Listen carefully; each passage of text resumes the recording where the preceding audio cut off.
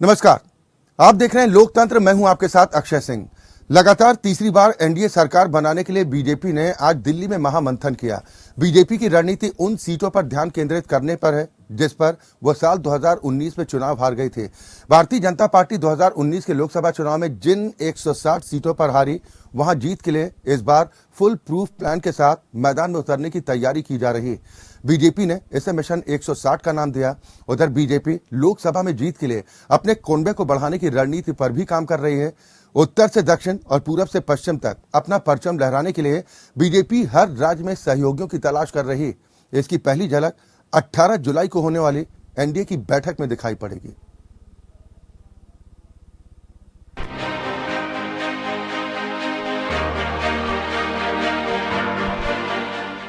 दो 2024 के चुनावी संग्राम में अब एक साल से कम का वक्त बचा है। ऐसे में बीजेपी ने वॉर लेवल पर चुनाव की तैयारी शुरू कर दी है। बीजेपी अध्यक्ष जेपी नड्डा की अध्यक्षता में बुधवार को हाई लेवल मीटिंग हुई, जिसमें 2024 के चक्रव्यूह को भेदने की रणनीति पर चर्चा हुई। 2019 में बीजेपी का 303 सीटों का सटीक निशाना बैठा था और अब 2024 में भी बीजेपी इसी करिश्मे को दोहराना चाहती है। बीजेपी की रणनीति उन सीटों पर ध्यान केंद्रित करना है जिस पर वो 2019 में हार गई थी।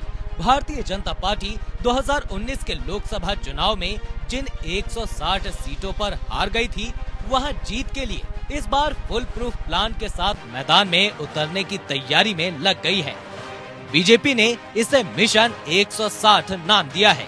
2024 की सियासी जंग में बीजेपी की सबसे बड़ी रणनीति उत्तर प्रदेश में अपनी पकड़ बढ़ाने की है।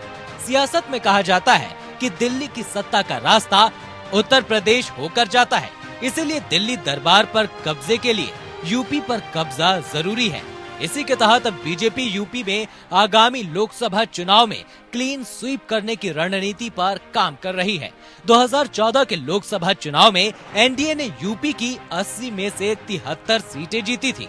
बीजेपी 71 और अनुप्रिया पटेल की अपना दल ने 2 सीटों पर कब्जा जमाया था। लेकिन 2019 के चुनाव में सपा, बसपा, आरएलडी गठबंधन के चलते बीजेपी का समीकरण गड़बड़ा गया था। ऐसे में बीजेपी गठबंधन 80 लोकसभा सीटों में से 64 सीटें ही जीत सकी थी।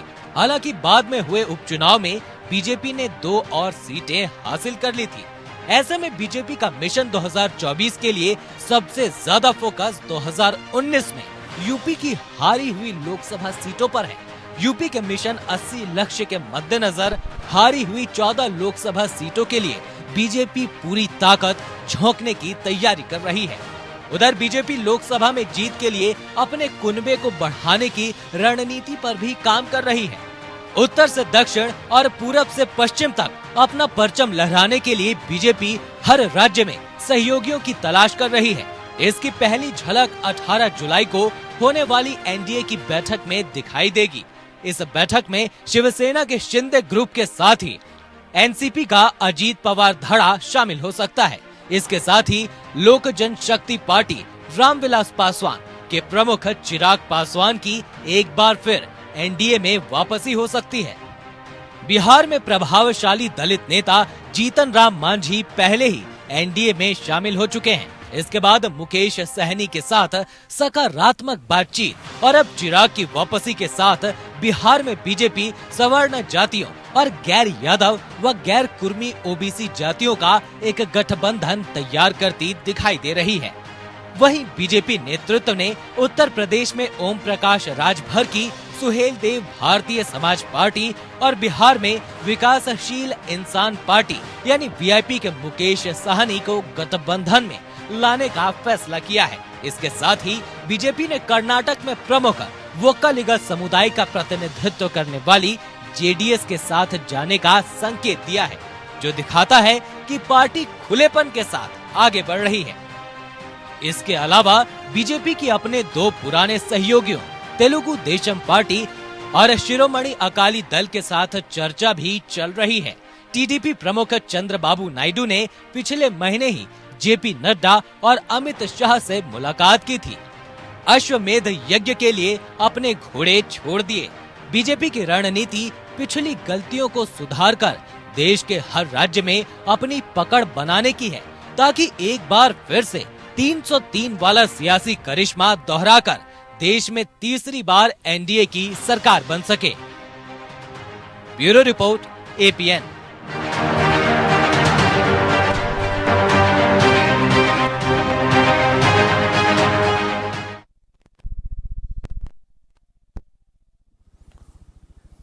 या तो मिशन 2024 फतेह करने को लेकर बीजेपी की तरफ से अपनी रणनीति को धार देने के लगातार प्रयास किए जा रहे हैं, खासतौर पर उन 107 सीटों पर जिसमें पिछले लोकसभा चुनाव में हार का सामना करना पड़ा था।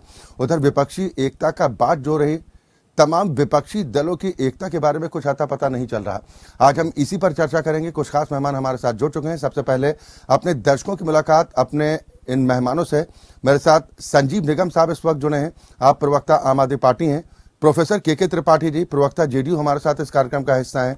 समाजवादी पार्टी का प्रतिनिधित्व करने के लिए रविंद्र प्रताप सिंह जी जुड़े हैं। आप प्रवक्ता हैं समाजवादी पार्टी के। और राजनीतिक विश्लेषक अमनप्रीत कौर जी हमारे साथ इस कार्यक्रम का हिस्सा हैं। और अब से कुछ ही देर बाद हमारे साथ वैभव अग्रवाल साहब जुड़ेंगे। आप प्रवक्ता भारतीय जनता पार्टी हैं, जबकि कांग्रेस प्रवक्ता विजय कौशिक भी हमारे साथ इस चर्चा का हिस्सा होंगे। बहुत स्वागत है आप सभी का।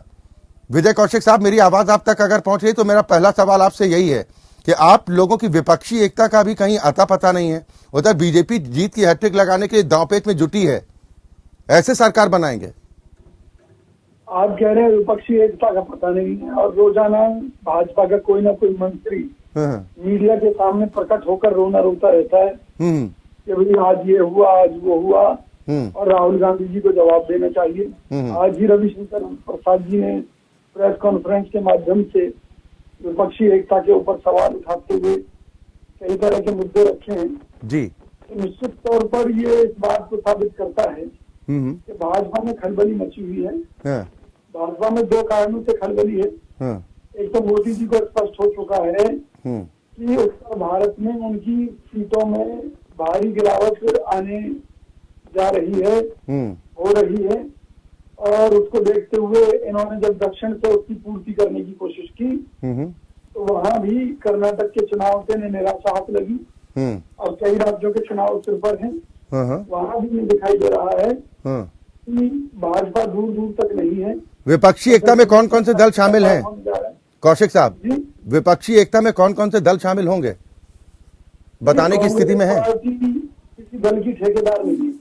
कांग्रेस पार्टी अपने बारे में बात करती है। हम आपको इतना कह सकते हैं कि भी कांग्रेस पार्टी किसी प्रकार की गठबंधन की राजनीति में भरोसा नहीं रखती।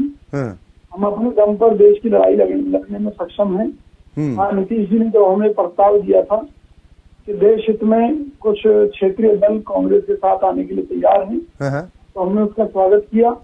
और उसी कड़ी में जो बैठक रखी है बेंगलोर के अंदर, उसमें भी हमारा यही नारा है कि भाई जो देश हित में कांग्रेस के साथ आना चाहता है उसका स्वागत है, जो ना आना चाहे उसके लिए उनके दरवाजे खुले हैं, किसी को रोका नहीं गया है किसी कंडीशन। ठीक है संजीव निगम साहब, सुन रहे हैं आप? तो उम्मीद कर रहे हैं कि मजबूत गठबंधन भी बन जाएगा और अध्यादेश पर समर्थन भी मिल जाएगा।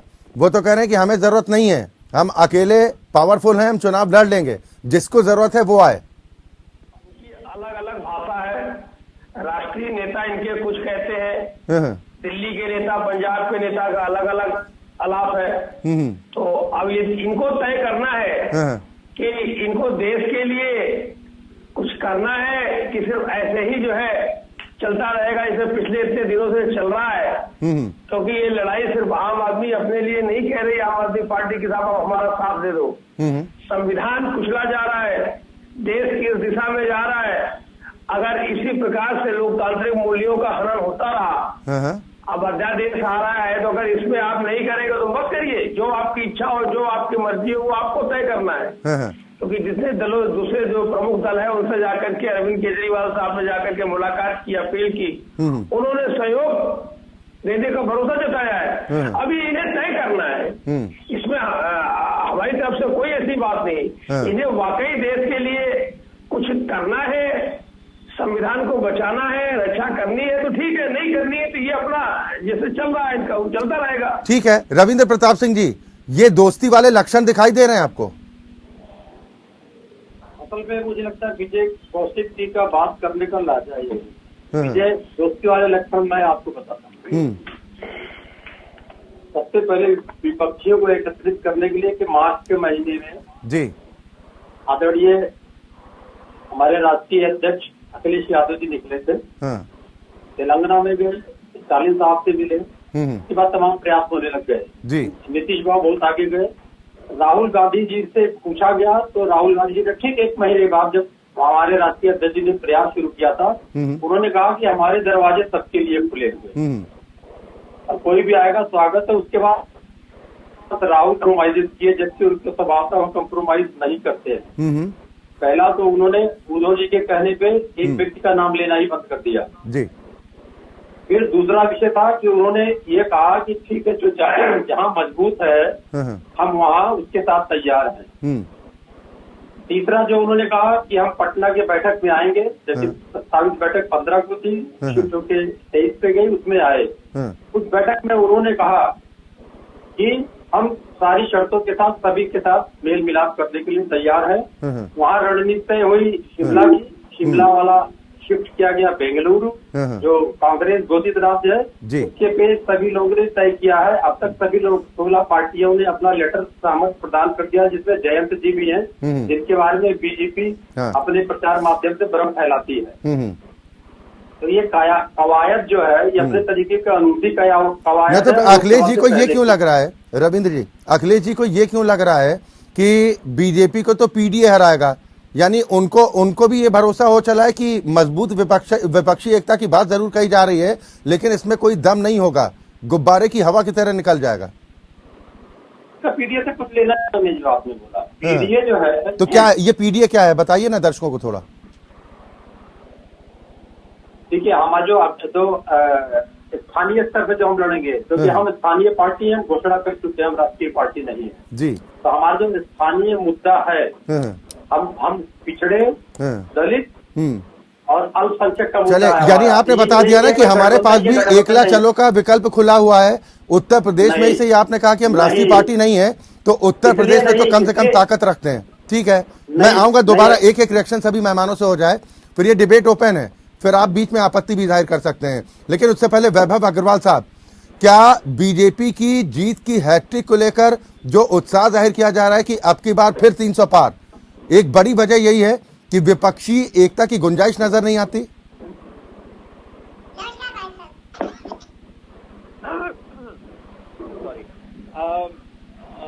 मैंने अपने सभी विपक्षी नेताओं को सुना।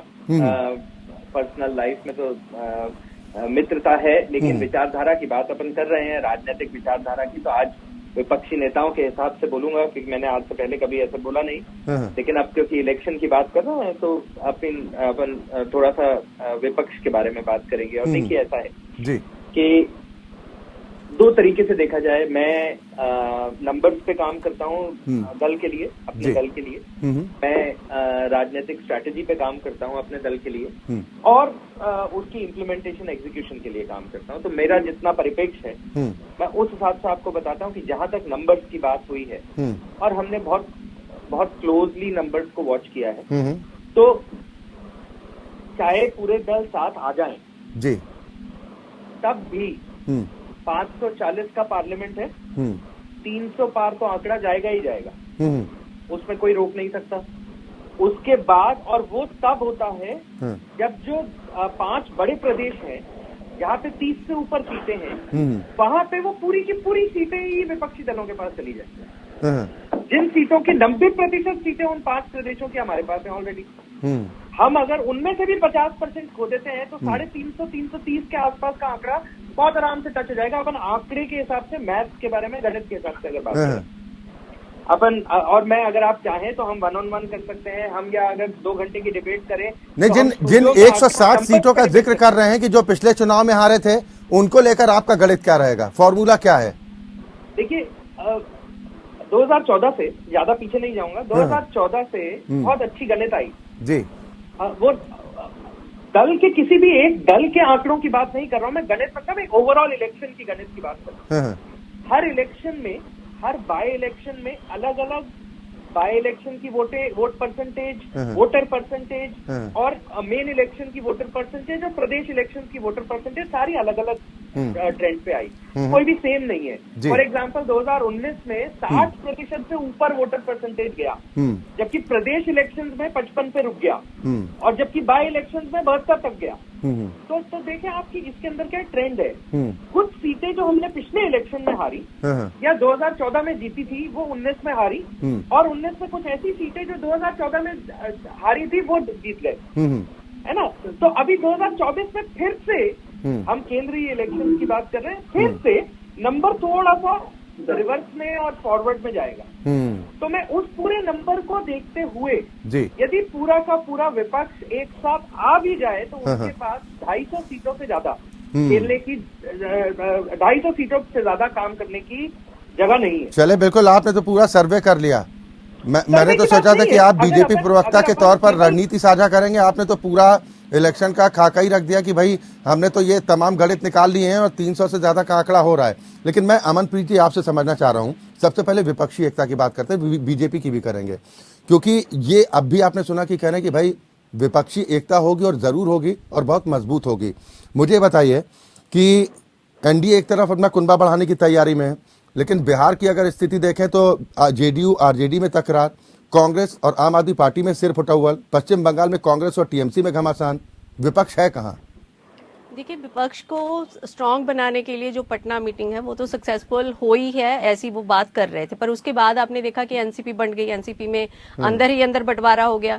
उसके बाद बिहार में भी बातें ऐसे निकल के आई कि उनके भी नीतीश कुमार के ऊपर बहुत विपक्ष हावी होता जा रहा है। तो ये चीजें कि जिनके कंधों पे विपक्षी एकता की बात करी जा रही थी, चाहे वो शरद पवार थे, चाहे वो नीतीश कुमार थे, तो वो थोड़े थोड़े अब नीचे की तरफ जाते हुए नजर आ रहे हैं, क्योंकि उनके अपने कहते हैं ना कि परिवार के अंदर ही उनके जो क्लेश है वो शुरू हो गया। तो वो चीजें जो है वो जो उनके संगठन को मजबूत करने के लिए बातें कही जाती वो थोड़ी सी झुटलाती हुई नजर आ रही हैं। उसके बाद अगर क्योंकि कांग्रेस के बिना एक विपक्ष तैयार होने की बात कर रहा था, तो जब कांग्रेस को इंपॉर्टेंस दी गई है, चाहे राहुल गांधी को दी गई हो, चाहे सोनिया गांधी को दी गई हो, आपने देखा कि राहुल गांधी को और जो उनके अध्यक्ष थे उनको बहुत इंपॉर्टेंस दी गई जो पटना वाली मीटिंग थी। तो उसके बाद उन्होंने बोला भी कि खड़गे साहब खुद बोलेंगे कि कहाँ अगली मीटिंग करनी है, तो उन्होंने शिमला तय किया, क्योंकि हिमाचल में ऑलरेडी कांग्रेस की सरकार वजह तो है कि आगे की मीटिंग नहीं हो पा रही। दूसरी पहले शिमला, अब कह रहे हैं बेंगलुरु शिफ्ट, बेंगलुरु की भी कोई गारंटी है? अब बेंगलुरु की जो शिफ्ट हुई है तो उसमें सारी जो इन्विटेशंस हैं, सारी जो उसका कौन लीड करेगा वो सोनिया गांधी के ऊपर उनको नेतृत्व दिया गया है। तो ये तो ऐसा लगता है कि यूपीए 3 ही हो गया एक किस्म का। तो कांग्रेस को लेके आपको पता है कि जैसे केजरीवाल नाराज हैं, कांग्रेस को लेके बहुत सारे और भी विपक्षी दल जो हैं वो उनके साथ इतनी सहमति नहीं रखते। तो इस चीज को लेके अभी विपक्ष जो है थोड़ा सा बढ़ता हुआ नजर आ रहा है। चलिए, बिल्कुल थोड़ा सा नहीं, लेकिन अगर आंकड़ों के हिसाब से देखेंगे और जो हालात ताजा इस वक्त बने हुए हैं उस लिहाज से कहा जाए तो कहीं ना कहीं विपक्षी एकता को झटका लगता हुआ भी दिखाई दे सकता है। एक ब्रेक के लिए हम इसकी कर रहे हैं जिसको लेकर बीजेपी जीत की हैट्रिक लगाने को बेताब, साथ ही रणनीति को धार दे रही है। खासतौर पर उन सीटों पर बीजेपी जीत को लेकर रणनीति अख्तियार कर रही है जिन पर हार का सामना करना पड़ा था, और ऐसी 160 सीटें। उधर विपक्षी एकता का दंभ जरूर भरा जा रहा है, लेकिन विपक्षी एकता कैसे हो पाएगी इसको लेकर अभी संशय की स्थिति है। इसी पर हम चर्चा कर रहे हैं। सभी खास मेहमान हमारे साथ लगातार बने हुए हैं। मैं प्रोफेसर के त्रिपाठी साहब आपके पास आऊंगा। अगर मेरी आवाज आप तक पहुंच रही है तो मेरा सवाल आपसे यह है कि कैसे विपक्षी एकता मजबूत होगी और अगली बैठक को लेकर क्या प्लानिंग है? क्या बैठक होगी या नहीं? देखिए, बैठक निश्चित रूप से होगी और 23 तारीख को जो बैठक पटना में हुई है उस बैठक के बाद से भारतीय जनता पार्टी में बेचैनी पैदा हो गई जी। भारतीय जनता पार्टी इतनी परेशान और घूम रही है और विपक्षी एकता को किस तरीके से तोड़ा जाए उसके लिए सीबीआई और ईडी का प्रयोग हो रहा है। और इस मुल्क में सीबीआई ईडी का जो प्रयोग सिर्फ विपक्षी दलों के लिए हो रहा है, ये बड़ा खतरनाक औजार इजाद किया गया है। अभी आपने देखा महाराष्ट्र में क्या हाल हुआ। महाराष्ट्र में जो एनसीपी को तोड़ करके अजीत पवार और शरद पवार को अलग कर दिया। प्रधानमंत्री जी मध्य प्रदेश में आके कहते हैं कि अजीत पवार या एनसीपी के तमाम ऐसे लोग हैं जिनके ऊपर 70,000 करोड़ का, किसी के ऊपर 50,000 करोड़ का, किसी के ऊपर तो ये कौन सी washing machine Bharatiya Janata party के पास है। नहीं तो त्रिपाठी जी, इसीलिए तो मैं सवाल पूछ रहा हूं आपसे कि नीतीश कुमार जी विपक्षी एकता को मजबूत करेंगे, अपनी पार्टी के विधायकों को बचाएंगे, क्योंकि अब जो खबरें हैं कि चिराग से एनडीए एक बार फिर रोशन होने की तैयारी कर रहा है। ये मीडिया की उपज है। हमारे सारे विधायक एक साथ हैं, सारे सांसद एक साथ हैं। मुख्यमंत्री जी तो कहते हैं कि चिराग पासवान हमारे विधायक तोड़ने की कोशिश कर रहे हैं, वो हमारी पार्टी को तोड़ना चाहते हैं। देखिए मैं आपके चैनल के माध्यम से बताना चाहता हूं कि नीतीश कुमार का कोई विधायक टूटा क्या, कोई सांसद टूटा क्या, ऐसा सवाल कैसे? ये तो मीडिया की उपज है ना। माननीय नीतीश कुमार के अंदर त्रिपाठी जी गुण है। यही दम्भ भर रहे थे महाराष्ट्र में शिवसेना, टुकड़े टुकड़े हो गई। यही दम्भ एनसीपी भर रही थी, टुकड़े टुकड़े हो गई। दीजिए भाई, आप मुझे सुनने का कहने का मौका दीजिए। भारतीय राजनीति में मैं आज आपसे कहना चाहता हूं आपके चैनल के माध्यम से जी, कोई ऐसा व्यक्ति है जो बेदाग है? आज आप देखिए तमाम ईडी सीबीआई का जो प्रयोग हो रहा है वो माननीय नीतीश कुमार के साथ तो नहीं हो रहा। माननीय नीतीश कुमार के किसी, यानी आप मान रहे हैं कि अगर ईडी सीबीआई के अगर छापे हो रहे हैं, कार्रवाई हो रही है, तो कहीं ना कहीं कुछ किया होगा। वो तो निश्चित रूप से, ये तो मैं प्रचार करता हूँ भाई, ये तो कानून का काम है ना। विजय कौशिक साहब क्या कहिएगा? कानून का काम है इसमें, और सुशासन बाबू का तमगा मिला हुआ है। मैं आपको कहता हूँ ठीक, ये सुशासन बाबू का तमगा, सवाल तो इसी पर उठ रहे हैं ना कि आरजेडी और जेडीयू के बीच में कैसे आगे दोस्ती बढ़ पाएगी। अरे भाई, जब पीडीपी और भाजपा के साथ गठबंधन हो सकता है, कांग्रेस का शिवसेना के साथ हो सकता है, तो हमने कौन सा पाप कर लिया भाई? नहीं सर, दोस्ती कीजिए, लेकिन आपके दल के भीतर ही अगर दलदल की स्थिति बन जाए, ये टकराव क्यों है? ये कहाँ है भाई? मैं आपके चैनल के माध्यम से पूछना चाहता हूँ, कोई विधायक गया, कोई एमपी गया भाई? ये क्यों मतलब आपको लग रहा है कि जब तक जाते नहीं पार्टी छोड़कर तब तक नहीं? अशोक चौधरी पर कौन आरोप लगा रहा है? सुनील सिंह कौन है? देखिए, ये आईएएस अधिकारी कौन है? शिक्षा मंत्री कौन है जिनमें टकराव हो रहा है? ये आरजेडी और जेडीयू के करीबी है ना सर। भारतीय जनता पार्टी का ख्याल पुलाव है। ये कहीं धरातल पे नहीं उतर रहा। ये चाह रहे कि आरजेडी और जनता दल में झगड़ा हो जाए। नहीं, मुझे एक छोटा सा जवाब दे दीजिए त्रिपाठी जी कि मुझे बताइए कि आपने कहा कि जेडीयू और आरजेडी में ऑल इज वेल है, लेकिन कांग्रेस और आम आदमी पार्टी में सिर्फ उटव्वल की स्थिति तो है ना। उनके प्रवक्ता हैं, वो जवाब देंगे इस पर। पश्चिम बंगाल में कांग्रेस और टीएमसी के बीच में घमासान है, आप कह रहे हैं कि हम दोस्त हैं। आपके चैनल के माध्यम से बताना चाहता हूँ, तो मैं तो कांग्रेस का हूँ ना आपका हूँ, लेकिन जो हमारा मुहिम था, जो माननीय नीतीश कुमार एक वर्षों से सूत्रधार रहे कि किसी तरीके से सारे विपक्षी दलों को निगम साहब वो कह रहे हैं कि हम सूत्रधार रहे हैं, हम अपनी कोशिश कर सकते हैं, बाकियों पर उनको भी भरोसा नहीं है। निगम साहब क्या कहेंगे? और उसके बाद ठीक है त्रिपाठी जी, देखिए सवाल ऐसा है यहाँ पर, एक तो कॉमन एजेंडा क्या है जी? मोदी को हटाना है, और क्यों हटाना है उसका साफ कारण है। महंगाई को हटेंगे, अगर मोदी साहब हटेंगे तो महंगाई हटेगी, बेरोजगारी खत्म होगी, तमाम सारे ऐसे पहलू हैं जिनको हटाना है।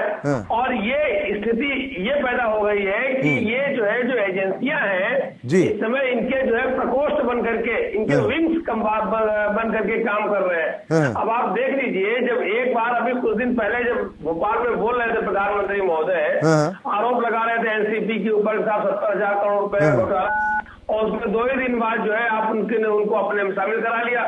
मोदी वॉशिंग पाउडर से वॉशिंग मशीन में धुल करके वो सब बिल्कुल खेल करके अच्छे आने लगे। तो ये जो चीजें हो रही है, बेजा इस्तेमाल हो रहा है। ये बात तो मनीष सिसोदिया को लेकर भी आप लोग कह रहे थे, आप लोग तो नोबेल पुरस्कार देने की मांग कर रहे थे, जमानत नहीं मिल रही ना, अदालत तो गए आप। ये लोग क्या झूठ बोल रहे हैं, अभी देखिए ना, 52 करोड़ रुपए। सर मुझे बताइए ना, अदालत आप लोग गए, अदालत ने क्या कहा कि गंभीर आरोप है, सबूत भी है। मनीष सिसोदिया जी की 52 करोड़ रुपए की कहाँ अटैच हो गई संपत्ति, बता दीजिए। अरे सर जेल में क्यों है आप? संपत्ति के पीछे पड़े, उस पर भी अगर एक्शन होगा, दोषी होंगे तो उस पर भी कार्रवाई होगी, लेकिन जेल में इतने वक्त से जमानत नहीं मिल पा रही है, कुछ वजह तो होगी ना। हम एनसीपी के तरीके नहीं हुए, हम शिवसेना के तरीके नहीं हुए, कुछ लोग ऐसे थे उसमें से जो निकाल करके, अगर मनीष जी भी एकनाथ शिंदे के तरीके हो जाते कोई बात नहीं, कोई दिक्कत नहीं है। चले ठीक है। वैभव अग्रवाल साहब, सबकी पीड़ा सबका दर्द इसी बात को लेकर है कि बीजेपी क्या तय कर चुकी है क्या कि जब तक तोड़ेंगे नहीं तब तक छोड़ेंगे नहीं? देखिए ऐसा है मेरी तस्वीर क्यों नहीं आ रही है पता नहीं, आशा है कि मेरी आवाज आप तक पहुंचे। जी जी जी। तो मैं एक बात बताऊं कि उत्तेजना जो है वो भाजपा के कण में है ही नहीं किसी भी मसले को लेकर। आप कभी भी देखेंगे जी। अभी संजीव जी मेरी और संजीव जी की बहुत अच्छी बनती है, ऑन स्क्रीन केमिस्ट्री कहते हैं, ऑफ स्क्रीन तो है ही। देखिए मुस्कुराया मेरे को देख के, और मैं भी हमेशा मुस्कुराता हूँ। ये 18 तारीख की बैठक का न्योता तो नहीं दे रहे हैं इनडायरेक्ट वे में? नहीं, अरे देखिए न्योते तो आते रहेंगे, इसमें कोई दिक्कत नहीं है, और जाते भी रहेंगे, इसमें कोई दिक्कत नहीं है। मेरे को तो बहुत खुशी होगी संजीव जी मेरे को न्योता भेजें और मैं उनको भेजूं। एटलीस्ट आपस में इतनी इज्जत तो है कि वो हम दोनों एक दूसरे को ये समझते हैं कि मैं उनके में वैल्यू ऐड कर सकता हूँ और वो हमारे में कर सकता है। तो इसमें कोई परेशानी की बात नहीं है। तभी कांग्रेस आरोप तो नहीं लगाती कि आम आदमी पार्टी बीजेपी की बी टीम है? अच्छा, और भाजपा ये कहती रहती है कि आम आदमी पार्टी कांग्रेस की बी टीम है, और बोलो कौशिक साहब है ना साथ में। हाँ, तो कौशिक साहब भी मुस्कुराते हैं। अपन देखिए अपना क्या परिवार है, और अपन भारत अपने फंड में है, सबसे बड़ी बात। और अपन भारत को सब अपने अपने तरीके से आगे लेके जाना चाहते हैं, तो उसमें कोई दिक्कत नहीं है। सब अल्टीमेटली आगे ही लेके जाना चाहते हैं, नीचे ठीक है। ये पैगाम त्रिपाठी जी भी सुन रहे हैं। हाँ, त्रिपाठी जी तो मैं उनका अनुरोध हूँ। त्रिपाठी जी हम सबसे ही एक्चुअली आज मंच पे सीखने के लोग हैं, त्रिपाठी जी सबसे सीनियर। ठीक, निगम साहब मैं आपके पास आऊंगा। अग्रवाल साहब अपनी बात पूरी कर लें, फिर मैं आपके पास आ रहा हूँ। तो मेरा ये मानना है कि देखिए राजनीति में कुछ दोस्तियां कभी कभी करनी पड़ती हैं, और राजनीति में दुश्मनियां निभाने की जगह केवल मनमुटाव निभाया जाता है और उससे अपने रास्ते अलग किए जाते हैं।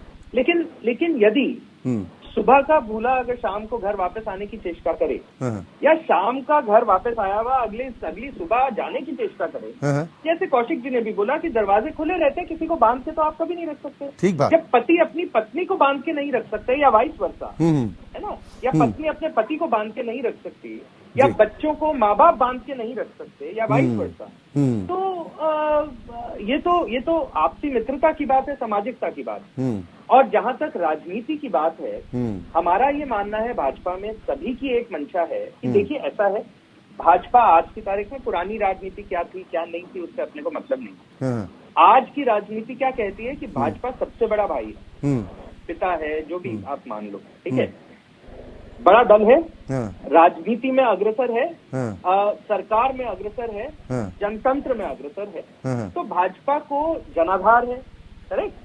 तो यदि भाजपा से जुड़ने कोई अन्य दल आता है तो भाजपा ये कहती है कि भाई साहब हमारा एक जो मंशा है वो है देश के प्रति काम करना। आपके लिए जगह है भाजपा के मन में? मेरे लिए आम आदमी पार्टी के लिए जगह है बीजेपी में? देखिए कौर मैडम समझ गई एकदम से, है ना, आप नहीं पकड़े। देखिए मुस्कुराहट, आपके चेहरे की मुस्कुराहट बता रही है, और निगम साहब के चेहरे पर भी जो खुशी आई है, इसका मतलब क्या निकाले निगम साहब? देखिए ऐसा है, मैंने अभी आपको कई शब्दों में बता दिया, ठीक है, मन मुटाव की जगह नहीं है, हमें एक ही मुद्दे पे फोकस करना है। अब देखिए ये छोटी छोटी बातें होती हैं, चाहे मजाक में बात कर लें या कुछ, लेकिन मैं संजीव भाई से आज ये बात बोलूं कि उनके जो फाउंडर हैं वो हमेशा बोलते थे, अपने 3 इलेक्शन हो गए मेरे ख्याल से उनके, 2 में तो कमती रह गए, तीसरे में ज्यादा आए, ठीक है, तो 3 इलेक्शन और फिर म्युनिसिपैलिटी इलेक्शन, उनमें भी बोला गया फाउंडर ने कि मैं दिल्ली को झीलों की नगरी बना दूंगा। 26 झीलें कंप्लीट हो गई। अब अपन क्या है, अपन दिल्ली में रहते हैं, है ना, अपन झीलें 26 झीलें भी नहीं ढूंढ पाए। आप 300 कितनी बोली थी, 530 बोली थी मेरे ख्याल से, है ना, लेकिन आज की तारीख में 1000 झीलें दे दी अरविंद केजरीवाल ने जी। लोग बोट ले लेके घूम रहे दिल्ली में, कितनी बढ़िया बात है, देखो वो भी ओपन पब्लिक एक्सेस, ठीक है। क्या है कि अपन मनमुटाव करके राजनीतिक कटाव कर सकते हैं, लेकिन यदि जनता की, ठीक है, आप ये कह रहे हैं कि मतभेद हो सकते हैं लेकिन मनभेद नहीं है, और इसका मतलब ये भी निकाला जा सकता है कि कोई किसी के साथ आ सकता है और कोई किसी के साथ जा भी सकता है। मैं ब्रेक पर जाने से पहले एक रिएक्शन, निगम साहब, बीजेपी का ऑफर या अग्रवाल साहब का ये इनडायरेक्ट ऑफर पसंद है आम आदमी पार्टी को? नहीं, वैभव अग्रवाल साहब का अंदाजे भैया है, निराला है, चाहे लेकिन सवाल ये पैदा होता है, यहाँ पर ये जो बारिश हुई है, जो इतनी तगड़ी पिछले 40 सालों का रिकॉर्ड टूटा है। अब आप इससे जो प्राकृतिक आपदा आती है, अभी इतनी बड़ी महामारी कोरोना होकर के गई है, अब ये बारिश हो रही है, आप इसको जो है तंज कस रहे हैं। साहब झीलों का शहर है, उन्होंने किस उससे लिया था, तंज कसना है, आप कसिए। लेकिन अब इस बारिश को देखिए, और जो पीछे हरियाणा से जो है हथनीकुंड से, वहां से बांध से तेजी से रफ्तार से छोड़ा जा रहा है, इन सब चीजों को देखिए, इनमें आपस में ये भी चीजें हैं। ऐसा नहीं है तंज कसना और व्यंग्य कसना तो अच्छी बात है, लेकिन जब आप काम करते हैं उसमें, तो काम करना भी एक चुनौती होती है। चले ठीक है, ये काम की बात तो तब होगी जब चुनाव की बात कर रहे हैं, जब चुनाव जीत कर कोई पार्टी आएगी फिर आगे की बात होगी। अभी तो मौजूदा वक्त में स्थिति है कि बीजेपी मतलब एनडीए सरकार में है। एक ब्रेक के लिए हमें और रुकना है। मैं विजय कौशिक साहब आपके पास आऊंगा, क्या कहना चाहेंगे? आप सुन रहे हैं कि तमाम विपक्षी दलों की तरफ से कहा जा रहा है कि भाई प्रयास, खासतौर पर नीतीश कुमार जी की पार्टी कह रही है कि हम अपने आप में सक्षम हैं, हम कोशिश कर रहे हैं, प्रयास कर सकते हैं विपक्षी एकता का, लेकिन तमाम दलों को अपने जो मतभेदों को भुलाकर साथ आना होगा। आपको लग रहा है कि ऐसा मुमकिन है? देखिए, मैंने ये कहा आपसे पहले भी कि कांग्रेस पार्टी किसी भी तरह के गठबंधन की राजनीति में ना विश्वास करके देश को बचाने की कवायद में भरोसा रखती है जी। और नीतीश जी एक प्रस्ताव लेकर आए थे, देश हित में कुछ क्षेत्रीय दल कांग्रेस पार्टी के नेतृत्व में इस देश की भ्रष्ट भाजपा सरकार के कुशासन से संघर्ष करना चाहते हैं। तो हमने कहा कि कांग्रेस को यह स्वीकार है। अब बात रह गई आम आदमी पार्टी जैसे दलों की, तो जो लोग शर्तें रख रहे हैं या भाजपा की बी टीम बनकर काम कर रहे हैं, विपक्षी एकता में दरार डालना चाहते हैं, तो भाई उनको उनका काम करने का हक है। हमारा तो एक ही हक है कि कांग्रेस पार्टी के नेतृत्व में जो भी हमारे साथ इस देश के कुशासन के खिलाफ, महंगाई के खिलाफ, बेरोजगारी के खिलाफ, विदेशी कर्ज के खिलाफ, बढ़ते व्यापार घाटे के खिलाफ, बढ़ती जीएसटी की मार और टैक्सों के खिलाफ कांग्रेस के साथ मिलकर संघर्ष करना चाहता नहीं, तो इसका मतलब बेंगलुरु की बैठक होगी या नहीं होगी कौशिक साहब? बेंगलुरु की बैठक हो रही है, निश्चित तौर पर हो रही है। उसमें देखिए बड़ी सीधी सी बात है, आप इन्हें इम्तिहान समझ सकते हैं कि पहला इम्तिहान पटना में हुआ, उसमें एक दो दलों की कलई खुल गई, क्षेत्रीय दलों की, तो भाजपा के डर से किसी ने अपनी पार्टी को तोड़ लिया। ठीक। अमनप्रीत कौर जी, भाजपा का समर्थन करना शुरू ये विपक्षी एकता का जो लिटमस टेस्ट की बात कही जा रही है कि अभी परीक्षा चल रही है, परीक्षा ही चलती रहेगी, रिजल्ट भी आएगा या नहीं? देखिए रिजल्ट तो ठीक, मैं कौशिक साहब आऊंगा सर आपके पास।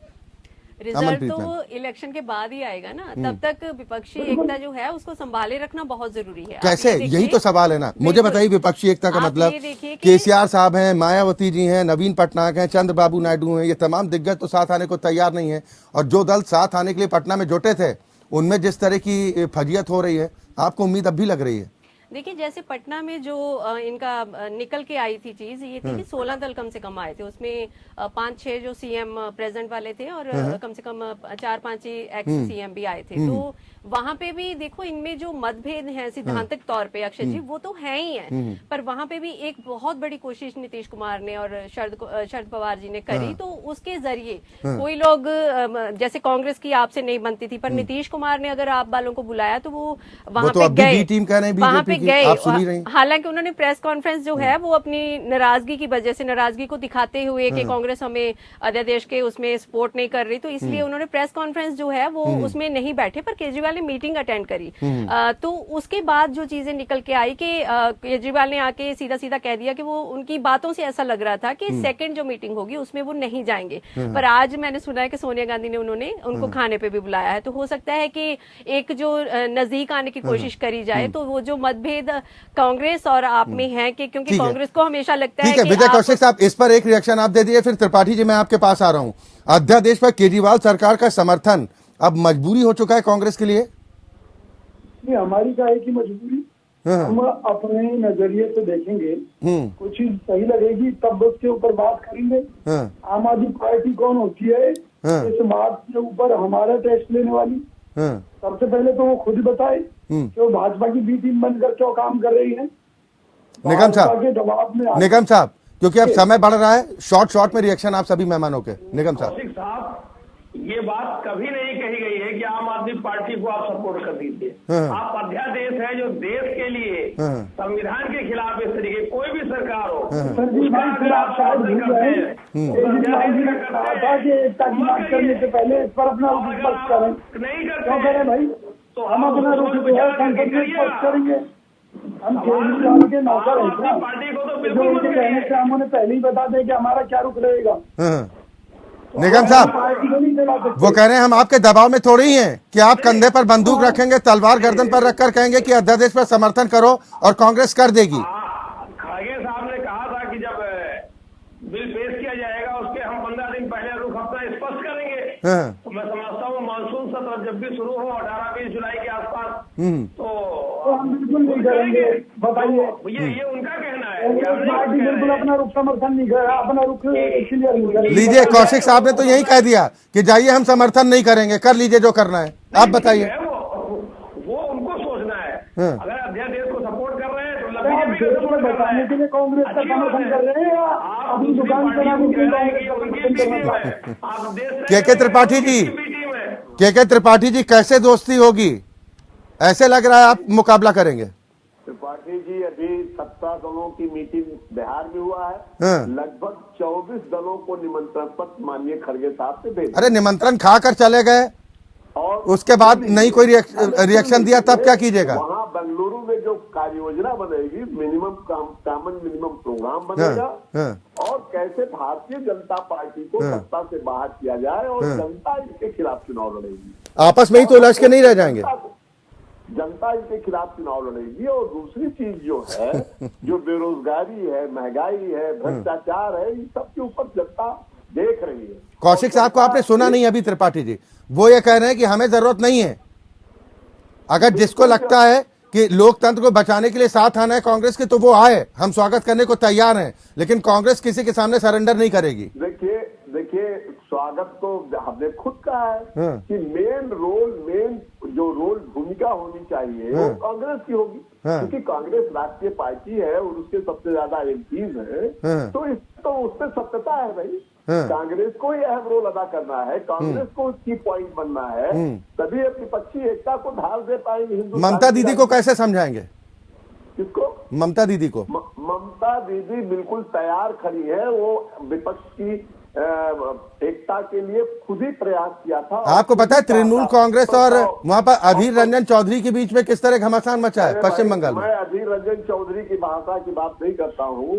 माननीय ममता बनर्जी ने बिहार में अधीर रंजन चौधरी की कोई भी साथ नहीं कांग्रेस पार्टी में, इसका मतलब त्रिपाठी जी? माननीय नीतीश कुमार को प्रस्ताव दिया था और माननीय नीतीश कुमार ने उस मीटिंग की सफल आयोजन किया। कौशिक साहब, ठीक है, वो कह रहे हैं कि प्रयासों की बात कर रहे हैं, लेकिन पश्चिम बंगाल में जो स्थिति है, ममता दीदी ने साफ कह दिया कि वामपंथियों के अगर साथ आ गए तो हमसे सहयोग की उम्मीद मत रखना। अधीर रंजन चौधरी और टीएमसी के बीच में किस तरह की जुबानी जंग भी चल रही है, आपको लग रहा है ये जनता में संदेश सही जाएगा? विजय कौशिक साहब, शॉर्ट में एक रिएक्शन। पार्टी मानती है, हमारी पार्टी के नेता, ठीक है त्रिपाठी जी, ठीक है, थोड़ा ज्यादा ही अधीर हो रहे हैं, उन्हें थोड़ा शांति रखनी चाहिए। निश्चित तौर पर कांग्रेस पार्टी अपने कार्यकर्ताओं के किसी भी हित के साथ अन्याय नहीं होने देगी। अगर वहां पर पार्टी कार्यकर्ताओं के ऊपर हमलों में टीएमसी का हाथ है तो ममता बनर्जी को इसका जवाब देना होगा निश्चित तौर पर। ये हिमाचल कर्नाटक की जीत कांग्रेस के लिए कहीं ओवरडोज की तरह तो नहीं होगी कौशिक साहब? कार्यकर्ताओं पर हमला, कौशिक साहब, भाजपा के नेताओं की साजिश। कौशिक साहब, हिमाचल और कर्नाटक में कांग्रेस को जो जीत मिली है, ये कहीं ओवरडोज तो नहीं हो गया कि आप लोग ओवर कॉन्फिडेंस हो गए कि भाई हम तो अकेले मुकाबला कर लेंगे? आपके शीर्ष नेता कह रहे हैं कि भाई मजबूत विपक्षी एकता होगी, आप कह रहे हैं कि हमको किसी की जरूरत नहीं। कौशिक साहब जी, देखिए, आप इसे अहंकार कह रहे हैं, ये हमारा स्वाभिमान है। आप मुझे बताइए भाई, जब कांग्रेस देश से जुड़े मुद्दों पर भाजपा सरकार के खिलाफ संघर्ष कर रही है और उन परिस्थितियों में क्षेत्र के दल आकर ये कहें, कोई कहे हरियाणा से मत लड़ना, कोई कहे उत्तर प्रदेश से मत लड़ना, कोई कहे पंजाब से मत लड़ना। ठीक है वैभव अग्रवाल साहब, देखिए ये दर्द जो कहा जा रहा था कि दोस्ती तो हो जाएगी, सीट शेयरिंग का मसला फंसेगा, कौन कितनी सीटों पर लड़ेगा, मेन मुद्दा यही है। यानी जो महत्वाकांक्षाएं विपक्षी हैं आपको लग रहा है कि बीजेपी के लिए वही संजीवनी का काम कर रही है वैभव अग्रवाल साहब? ठीक है कौशिक साहब। देखिए, भाजपा के लिए कोई सहयोगी का काम कर रहा है या नहीं कर रहा है, उसका तवज्जो हम बिल्कुल नहीं देंगे। और मैं आपको बताऊं क्यों। क्योंकि हम क्या कोशिश करेंगे कि हम सबको साथ लेके चलेंगे जी, सब साथ लेके चलेंगे, एक ही पटल पे बैठेंगे, सब लोग साथ साथ रहेंगे, तो ही मन मुटाव कम होंगे और काम ज्यादा होगा जी। यदि हम इसी दायरे में रह के सिमट जाएं कि कोई बड़ा है, कोई छोटा है, कोई ऊपर है, कोई नीचे है, तो फिर तो मतलब फिर तो केवल ये एक चले, यानी कि बीजेपी फुल और हो जाएगी आपस में, पूरे मूड में है 18 जुलाई की बैठक को लेकर, पूरे मूड में है, पूरी तैयारी में। लेकिन अमनप्रीत जी, मैंने हमेशा बोला अक्सर कि हम राजनीति तभी करते हैं जब हमें कोई धक्का दे। ठीक है, अब अगर सब मिलकर धक्का दे रहे हैं तो हम भी तो राजनीतिक दल हैं। ठीक है अमनप्रीत कौर जी, एक फाइनल रिएक्शन मैं आपसे चाहूंगा बड़े शॉर्ट में। आपको क्या स्थिति मौजूदा वक्त में लग रही है? एक तरफ विपक्षी एकता की बात है, दूसरी तरफ बीजेपी की बैठकों का दौर और तैयारी, क्या स्थिति लग रही? देखिए वैभव जी, माने चाहे ना माने, पर जो पटना की जो रैली हुई है, पटना की जो मीटिंग हुई है, उससे थोड़े से भाजपाई जो हैं वो तिलमिला गए हैं। उसके बाद ही तो आपने देखा कि एनसीपी का जो रिएक्शन हुआ है अजीत पवार वाला, उसके बाद ही हुआ है। तो कुछ ना कुछ तो इनको भी लगा है कि हमें भी इस तैयारी को थोड़ा सा डबल ट्रिपल कर देना चाहिए। हालांकि भाजपा की जो 24/7 रणनीति है वो हमेशा काम करते हैं, इलेक्शन एक स्टेट में खत्म होता है तो दूसरी स्टेट में सारे के सारे कूद जाते हैं, ये उनका प्लस पॉइंट है। पर फिर भी कहीं ना कहीं उनको लगा कि विपक्ष अगर स्ट्रांग हो गया तो हमें सच में 2024 में मुश्किल हो जाएगी। तो इसीलिए शायद उन्होंने अपना जो स्ट्रेटेजी है उसको और तेज कर दिया और एक्टिव हो गए हैं वो, और अभी आने वाली 18 तारीख को एक बड़ी सारी मीटिंग कर रहे हैं। तो उसमें उन्होंने देखिए आप चिराग पासवान को भी बुला लिया, उन्होंने सुखबीर बादल को भी बुला लिया। तो जिन क्षेत्रीय दलों के साथ, क्योंकि समय का अभाव है, लेकिन कम से कम इतना जरूर है कि अपना अपना कुनबा बढ़ाने की बातें जरूर की जा रही है। एक तरफ बीजेपी कह रही है कि हम अपने रूठे साथियों को मना कर एक बार फिर वापस लाएंगे, दूसरी तरफ तमाम विपक्षी दल हैं जो कह रहे हैं कि हम एक साथ एक मंच पर आएंगे और बीजेपी को सत्ता से बाहर का रास्ता दिखा देंगे, क्योंकि लोकतंत्र बचाने का ये सवाल है। लेकिन प्रश्न इस बात को लेकर उठ रहे हैं कि विपक्षी एकता मजबूत कैसे हो पाएगी, क्योंकि आपस में जो तकरार है, इन तकरार के बीच में तालमेल कैसे बैठेगा। बहुत शुक्रिया आप सभी मेहमानों का हमारे साथ इस कार्यक्रम में शामिल होने के लिए। और इसी के साथ लोकतंत्र में अभी के लिए बस इतना ही। खबरें लगातार जारी।